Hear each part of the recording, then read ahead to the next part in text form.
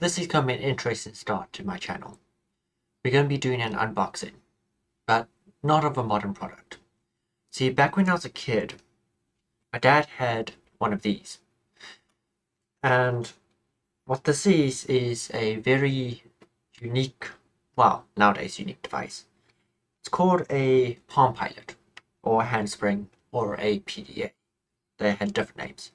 But basically what it is it's a miniature computer with a stylus that will allow you to take notes, access your calendar, Outlook as well, although given the connectivity of it, that was so-so. You could even send SMSs if you linked it to your phone using infrared. Over the years, he upgraded, and I used to get his costs off, and we went through a few versions until eventually I ended up with the Palm TX. And now this one actually had Wi-Fi capabilities. Now, I don't want to be talking about these ones, per se, because a friend sent over to me one of these. Now this is a store-sealed in-box visor. Now, I haven't done too much research into this, although I did do a bit of Googling about it, and it turns out that these were released in September of 2001. The really cool thing about this is that my original one that I had, is also a Handspring Visor, but I can't find any information online about this particular one. So I don't know if this is newer or older or different. So I'm very curious to see how they're different. Well, what this one is, how different it is. So we'll start by having a look at the box. It's a fairly standard box, shows the different colors you can get it in. And so it comes in red, blue, black, or as they call it, blue, red, or smoke. Okay. The size of the device is 4.8 inches by 3 inches by 0.7 inches. So it's actually very thin, especially compared to modern smartphones, and actually comparable in size. It's got a weight of 153 grams, very light, 8 megabytes of memory. It's a backlit monochrome display. So if it's anything like the other one that I have, it's going to be an ink display, which is going to be great for reading or things like that. And it uses 2 AA batteries, which are actually included in this box, although I'm pretty sure that the batteries in here are dead, if not already leaking. Also included is the software that you need. So you actually have to link this to a computer so you can upload software to it, and that's how your main connectivity method is. The compatibility of this is Windows 98, Millennium, or 2000 with a USB port. The USB cradle is included, which is convenient. Or, if you got a serial cable which is sold separately, you could link this to a Windows 95 computer, or NT 4.0. So that should tell you how old this thing is. You could also link with a Macintosh Power PC, which also dates it because we don't refer to Apple computers as Macintosh anymore. But that is pretty cool because back in those days, not everything was compatible with both Mac and Windows. It was either Windows or Mac. The visors made sure that they were compatible with both of them. Yeah, so included software: Databook Plus, Addressbook, To-Do List, Memo Pad, Graffiti handwriting software. So that would be the way you import text into these devices. Mail Express, Advanced Calculator, City Time, World Clock, and Fast Lookup. I don't know what Fast Lookup is. The other cool thing about these is you could actually expand them. So you could get the little expansion cards which would slot into the back of the device. So you could have a voice recorder, a digital camera, which that just reminds me of the original Game Boys with their cameras. I don't suspect it would be very good. A modem, if you want to connect this, and then extra memory if you want to go above that 8 megabytes of included memory, which I'm pretty sure is both RAM and hard drive space. If it's anything like this one, if the battery died on this, you lost all your information, so you had to keep it charged. The newer versions actually improved on that. So let's open this up and see what's inside the box. Oh, really? Guess once I open it, I can't see if I can actually. Wait, we're gonna have to actually cut it and open it properly. And it's no longer pristine. Alright, so opening this up, we're greeted with a piece of paper that looks very old that says "Start here." And the printing quality of this is absolutely amazing. You actually can see the lines where the printing went badly on here. It looks. I'm thinking this was laser. Looks like a laser printer from back in those era. They're having problems on the back. For detailed product information, I can check the electronic user guide or visit Handspring customer support website, which I'm pretty sure does not exist anymore. It tells you how to get it open. And then on the back, it says, put in the batteries here. You got your stylus. Connect your visual handout to your computer to back up and exchange data. Yeah, that's fairly straightforward. Comes with a CD, which was falling out. ARM software, Macintosh, Windows. 2002 Handspring ink. All rights reserved. Yeah, standard CD. It comes with a clear dock cradle. Gonna open this up a bit more to see what's like inside. So it's just that's a clear, basically USB extension cable that then connects into the connections. So this is just a USB cable.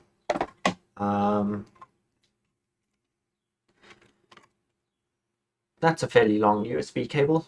You know, could reach to the back of your computer, plug in there, and then it can happily sit on your desk. So we've got that. And then we've got a carry case by the looks of it. Nicely padded. Yeah. And then in bubble wrap, got red and Mech Energy green.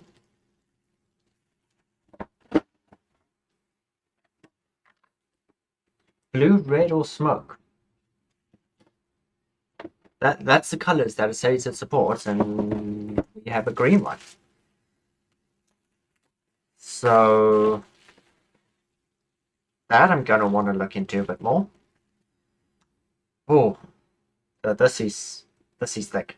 It's thicker than your current smartphones for comparison. Pixel 6.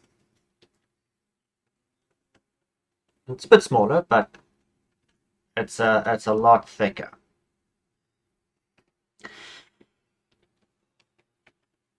That's cool. That's really cool. Got a slight translucent so you can see some of the stuff behind it. Cover just pops off like that. Now that looks like what I remember. Screen size is the same. It's got the same buttons. Nice clicky buttons. Power buttons on the side. So in my original one, the power button was on the bottom. This one's on the top. So I don't know. I think the internals might be the same. It's got a very plasticky stylus, whereas all the other styluses that I've used for Handspring are metal with a plastic nub. This is a full plastic stylus. Yeah. It's got the infrared over there. There's an infrared sensor, which is good. Then that's the connection inside. So this just pops off and then you can put adapters in. Different style to this one. This has a bar connection, whereas this one is a pin connection, so you're more likely to bend those pins. That looks like a compact flash pinout, which is fairly typical for back in this era. Yeah. No batteries. Does it say it had batteries included? What's inside? AAA batteries, 2.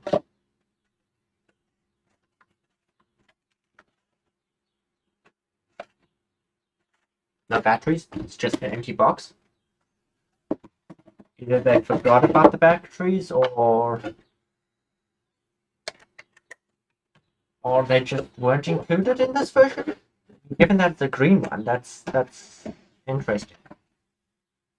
Wondering if we're going to get different specs in the processing power on this, because it's obviously, it seems almost like a custom unit that's been rebranded. So I grabbed my own batteries because I didn't expect the batteries in there to be working. This has gone completely different to what I expected it to go. Lovely plastic sound. There we go. Batteries out. We can get these in. But it's standard layout. You put batteries in the normal way. Close that back up. And now it should turn. Oh yeah, there we go. So, don't know how well you can read that. But saying, welcome. The following screens will walk you through your setup, which takes just a few moments. Remove the stylus as shown, and then use the stylus to tap anywhere on the screen. Let's bring that up. Yeah, so we tap anywhere on the screen, and now it's going to do a calibration. Now, I'm not going to be able to do this showing the camera, because I actually want it to be calibrated properly. So this is a resistive screen, by the way. So what that means is that the calibration can drift after a lot easier, and you have to actually go in and recalibrate it every so often. Tap the center of the target. Nice little, don't know if you can hear that. Nice little beep noise. So I did a one there, and one in the middle, which gives it a decent calibration.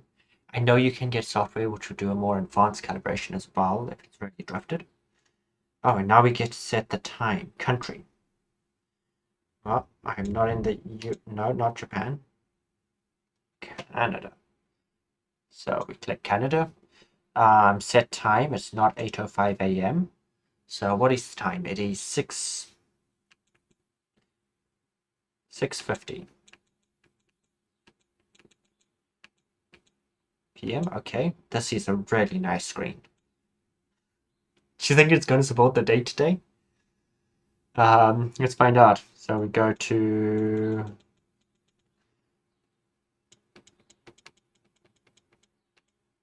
'21.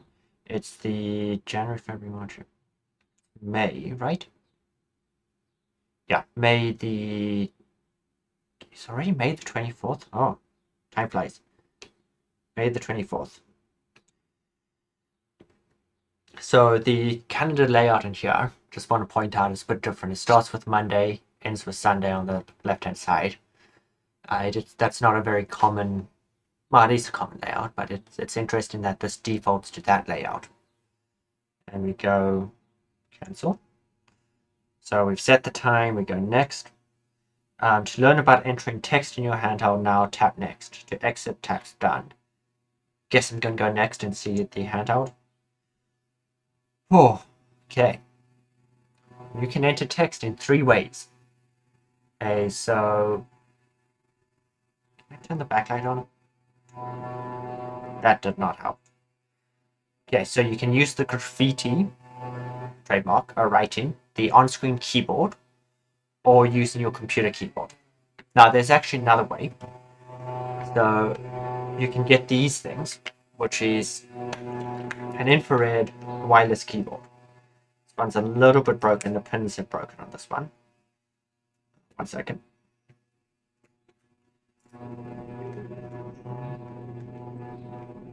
Come on.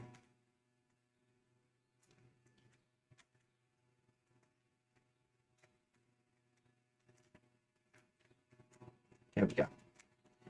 And how that works is it has an infrared sensor or transmitter on the top. You put your Palm Pilot in here, and then you've got a full keyboard to write on. I did use this quite a bit because it's sometimes nicer to type in on a full keyboard.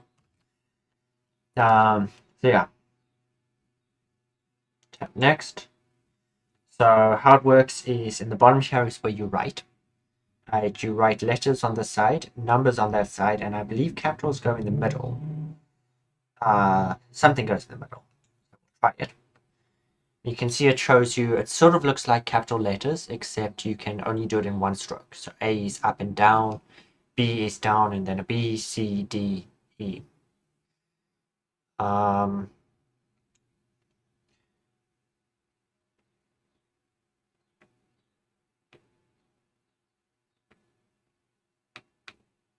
So you can go back like that, space with forward, return is an enter.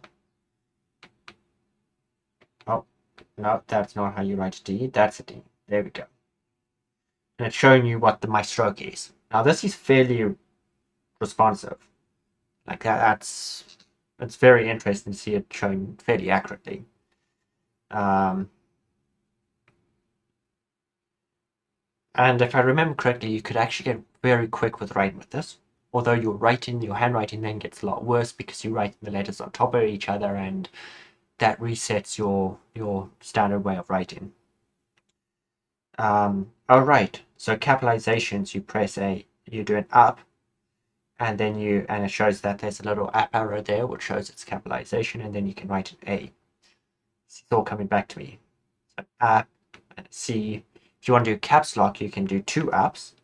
And now the arrow at the top has changed. Yeah. So now it's an arrow with a bar underneath it. Next, and then you've got your numbers, which are pretty straightforward. The reason they separate the numbers is a lot of the numbers are very similar to letters, and so it would be confusing to have it in the same area. And there's plenty of space for both. It can also do punctuation and symbols.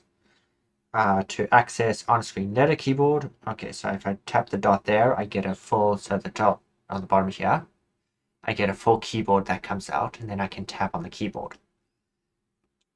And it's got punctuation, special characters. Yeah, even tab.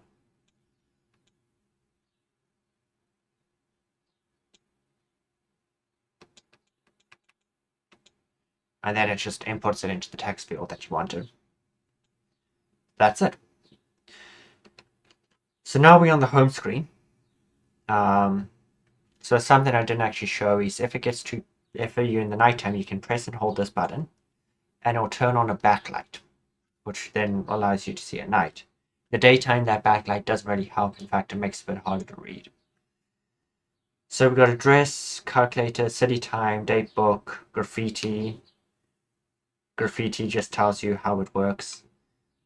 Mail, security, preference, memo pad, welcome. Yeah, so it's got a standard layout, and then you've got the shortcuts over here, so that will take you home. It's got a drop-down menu for different types. So, it doesn't have any games. Can even edit categories. Okay, that gives you the drop-down menu. So like a computer, you can have the drop-down menu on the top. They all have that ribbon at the top with a drop-down menu. So it has a similar option there. And that will change depending on what you're in. It's got a pretty quick calculator. Now that's one retro looking calculator. All those buttons. But it's a standard calculator, similar to the calculator in your phone, just as good. This one will actually show, so if I click on the menu button, you can go options and recent calculations. And then that will show me any recent calculations I've done. What's also interesting about all of these start menus is you'll see that they've got a little line and then a letter. So that's a shortcut to it. So if I wanted to go to recent calculations, I could just do the I. So when I do the stroke like that, it says command. And on the bottom, command's gone. So it says command on the bottom there. And then I do I, and it opens the recent calculations. Yeah.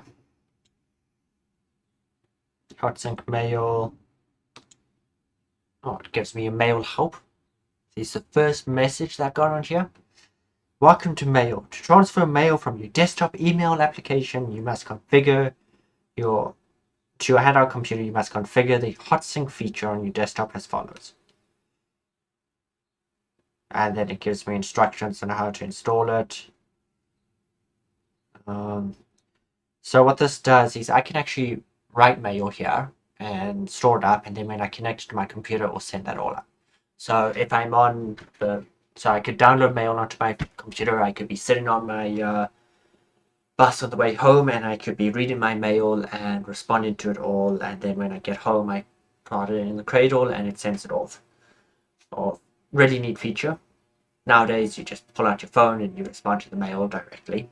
So memo pad is just a standard memo pad, and it has what the memos there, and then you can click on them and edit them. So I've got handheld basics. It'll tell me the handheld basics, and I can read through them. Power tips. Download free applications. Oh, you can easily download lots of freeware, shareware, and commercial applications from the internet. Just follow these 4 steps. Visit our website at www.handspring.com, which no longer exists, to find applications to install on your handheld. If the downloaded application is a zip file, unzip the contents to add-on folder in the desktop software directory.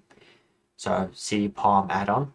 Run the install or program by running install.exe, install-app.exe from the desktop software directory. Or open the Palm desktop software and click install. Then click add. Select the applications you want to install, click open, and then click done. Perform the hot sync operation. So that's how you add things. And then it's got power tips, which are not about how to save power, but how to use this. Like, to improve your graffiti accuracy, write letters big. Bigger letters means it's got more pixels to read and it can get a better representation. Oh, right, I forgot about that. It's got buttons on the bottom here. So if I press those buttons, it actually scrolls down. Oh.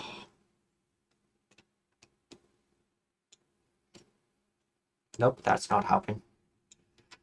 Hard to see, but you can sort of see the text is scrolling while I reach the answer. There you go. And then the buttons will do other things. I'm not sure. Oh, memo list, to do address. Right, got address book. And then, oh, calendar. Right, I forgot the calendar.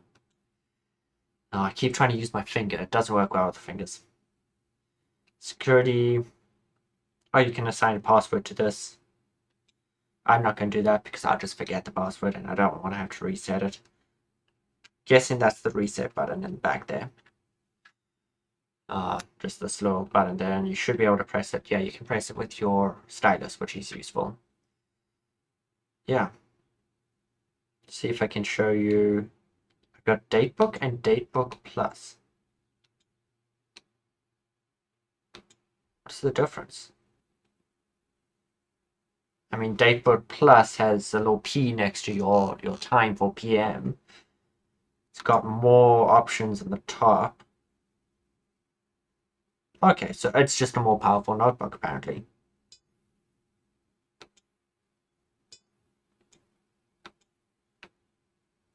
Okay, so also, if you ever get stuck, like on typing, you can go into Edit and click on Graffiti or /G. And then it'll open up the graffiti. This is so hard to see. Open up the graffiti menu, and then you can scroll through and you can see all how to write store. Yeah, so some of the more custom ones I would actually write and stick onto the visor, like in here. We've got some writing on the top. There's a little contrast icon on here, so if you tap in the bottom right-hand corner, left-hand corner there, will open a contrast. You can make it really light or really dark. And so that just helps you get something that's more acceptable for what you're trying to do. So you can make it very light or very dark.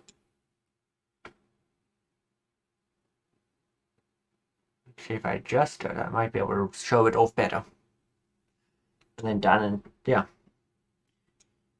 So yeah, that's the actual computer, and then obviously it's got settings on it and a whole bunch of other, like you can configure different things.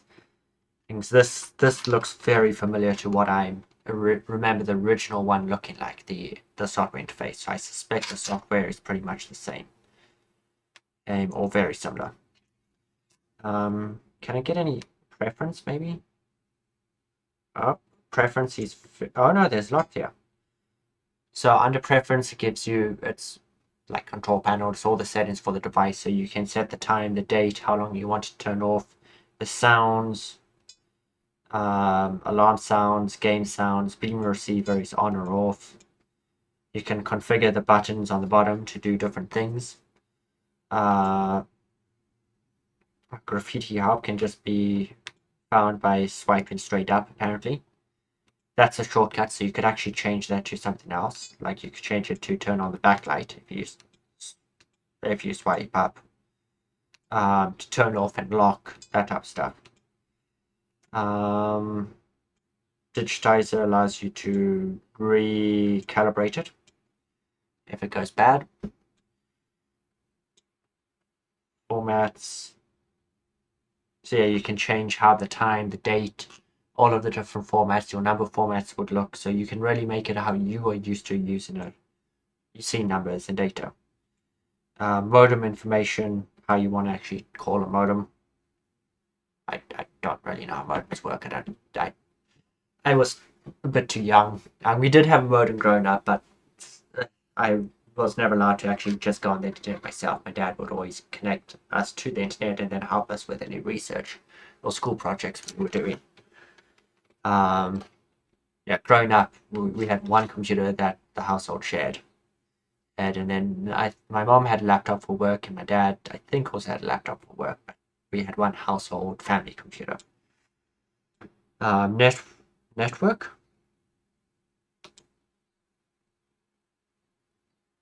I have no idea what network is.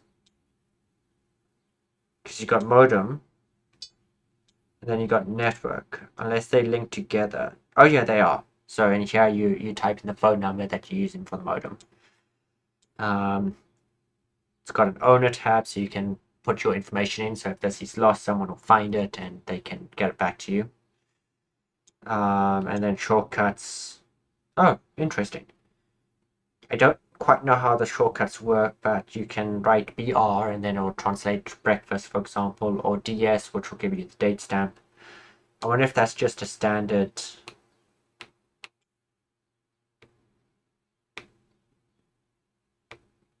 How do I use the shortcuts? Oh, shortcuts. So there's actually a symbol for shortcuts. It looks almost like an 8 with the bottom missing. So if you just do a shortcut command and then BR, changes it to breakfast, or shortcut command, and then what was it, DS, gives us the date stamp and it just fills out the date for you. That's actually really neat because then you can just easily import the date stamp. And any common words and things that you use, you can just have a shortcut for it and that will speed up your time. So seeing as we've looked at all the software, I guess we can install the actual computer software and see how that works with this. So I think it will work pretty much the same. And to turn it off, you just press the button on the side and it just turns it off. Yeah, this cover is interesting. I can see that getting lost unless... Oh, you can just flip it over and then it clips onto the back, so that way you don't lose it. That's fairly smart, at least, because I could see myself losing that cover if I flip back onto it. You'll notice when it has little feet on it, so if you flip it over, flip it onto the back, it's got some feet that I can rest on.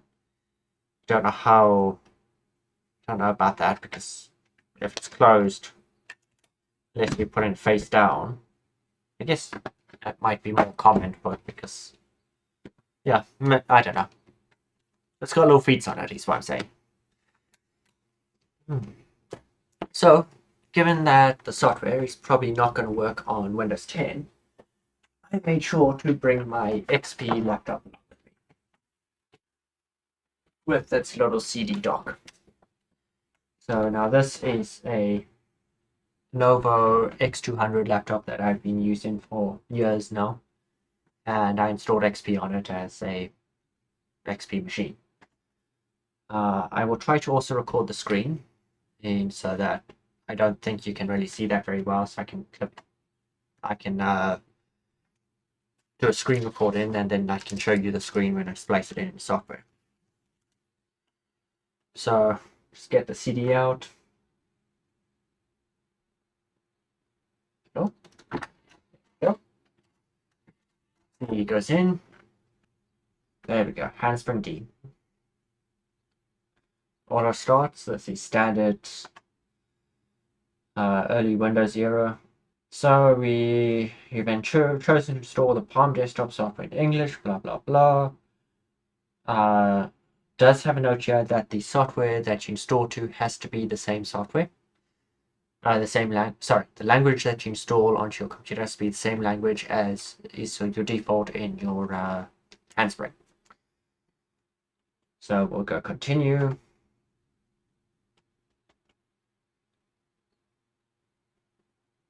That's thinking. Setup guides you through. Quick scan of this. Next. You must have Adobe Acrobat PDF reader to view the user guide. Click here to install. Oh, I'm sure we got some way to read that. Handspring C. Still going next. It's thinking. I forgot how XP was back in the day.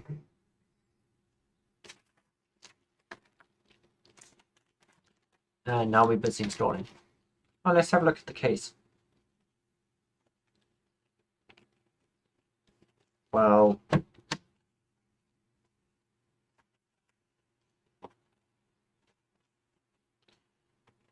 for a case that's meant to fit the handspring, I'm pretty sure. There we go. That's a very tight fit in there. Gives it lots of padding. But I couldn't get it in there with this on top. I'm wondering if that's intentional. Oh. That's a very, very tight fit.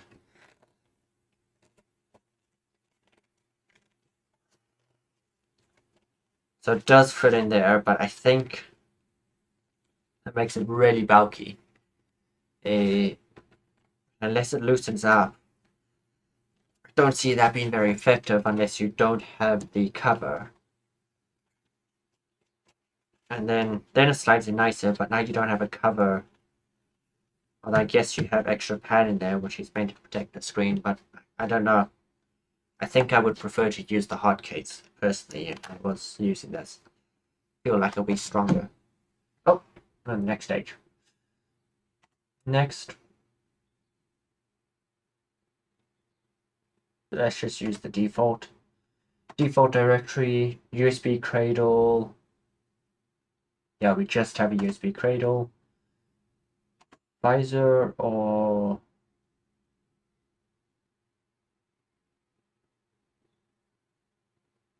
Visor Neo? Is this it? Visor Neo is the box. Yeah.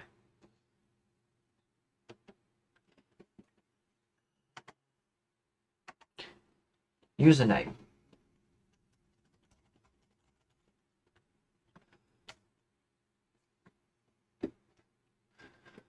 Yeah, so looking at what's inside, it doesn't say anything about this protector case, so I don't know if that's in all of them. It does say it has a protective snap cover. So this one you don't get the AAA batteries, but you do get a case. Well, I don't know if I want to do this now. I don't think I can because I don't have mail on this computer. So we're going to go no. Okay. Successfully installed the synchronization software. Place your handheld in the cradle. Right, it's got a little button on here, which is the hot sync button. place this in the cradle.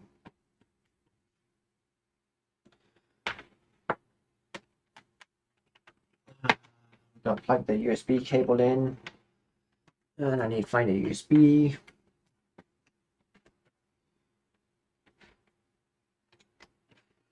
Okay, so you can sort of see that it shows that it's connected with the desktop and has a little symbol and it says to cancel. Found your hardware wizard. Yes. And look for the software for this.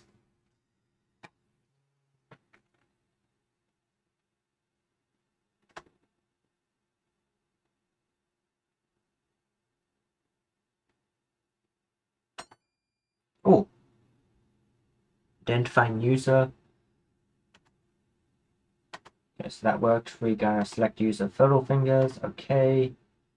Store in handheld database.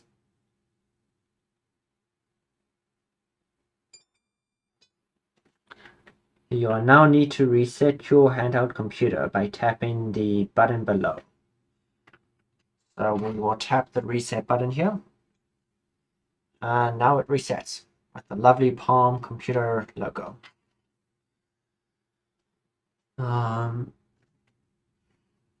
That's all the same. That's good. Oh, it just took me to the preferences. Let's go home. Click next. Don't want to register online. Finish. And that should be it. So we've got a new program here called Palm Desktop. Open that up. It should open the Palm Desktop. So now what this gives us is it gives us the same things that we saw. Like we've got the memos that I quickly wrote. I can actually even edit this memo and then type new things out. Is typed from my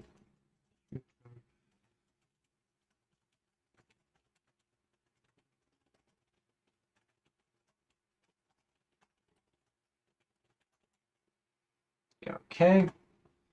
So now if I go into here and I type on memo pad, you'll notice that that memo hasn't been uploaded yet to the software, to the handheld.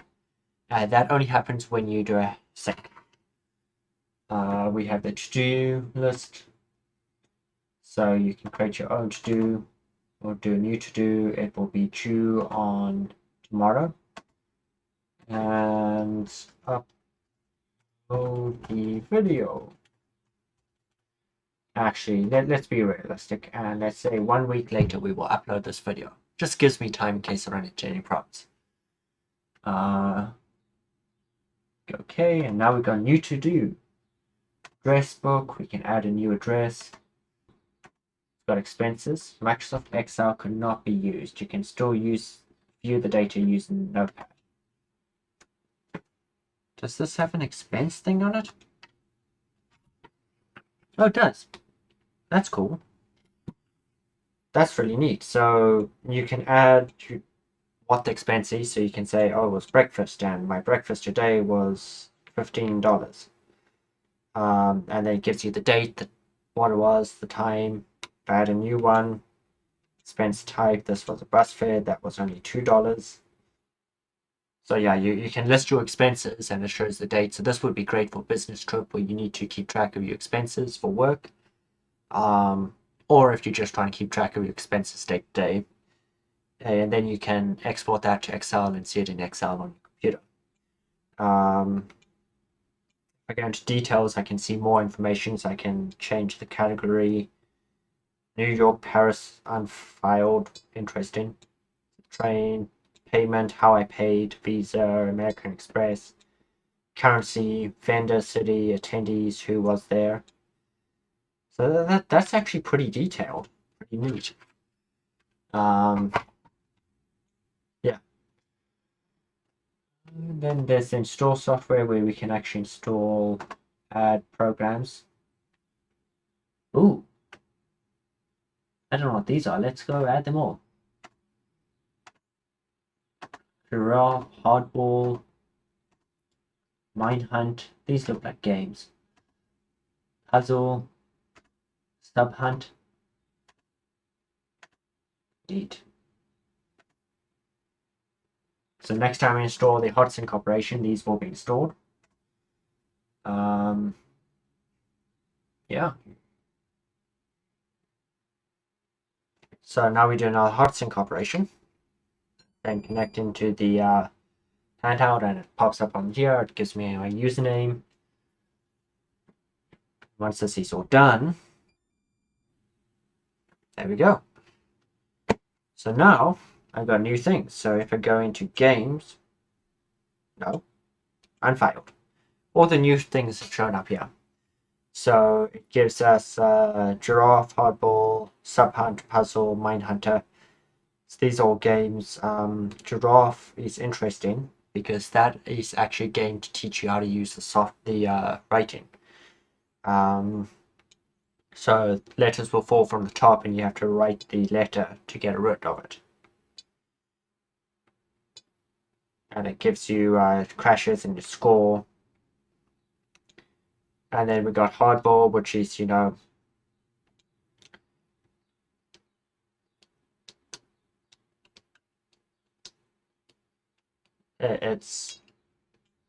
it's Brick Breaker.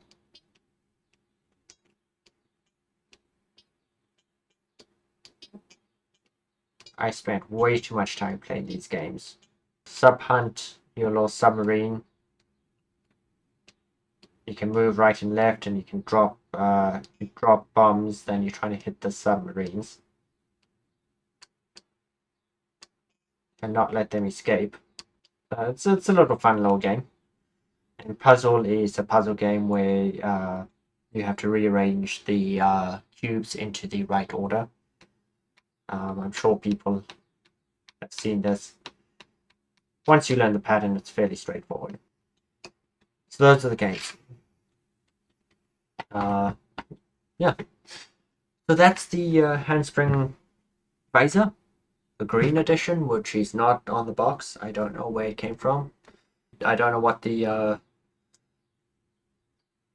processor on here is, if it actually matches what's on the box or not, or if this is a custom version. We had 53 minutes, which is way too long for a YouTube video, so I'm probably gonna have to edit this down. Now I will try to condense it, get rid of the extra bits. If you found this fascinating, please subscribe. I'm going to be doing other videos talking about old technology, and also videos talking about how computers function, how networking works, all sorts of interesting things, interesting to me. If you're looking for a way to get one of these, well, eBay is your best bet. You're not going to find one sealed unless you, well, you might find them sealed, but you can easily pick up handheld Palm Pilots off eBay. They range in prices, obviously. And yeah, thank you very much.